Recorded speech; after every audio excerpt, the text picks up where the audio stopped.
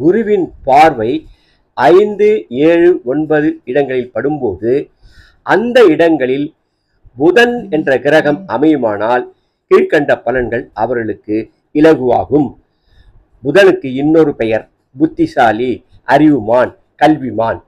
ஆகவே மகா புத்திசாலியாக இருப்பார்கள், கல்விமானாக இருப்பார்கள், கணித நிபுணன், இனிய பேச்சு, வழக்கறிஞர், நீதிபதி, சொற்பொழிவாளர், மாமன்மார்களால் நலம், ஆராய்ச்சி, மதிவளம், அதிர்ஷ்ட வாய்ப்புகள், சுகபோக வசதிகள் வரும்.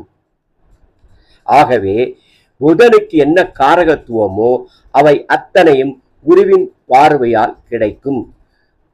குரு தனகாரகன் என்ற பெயரும் உண்டு.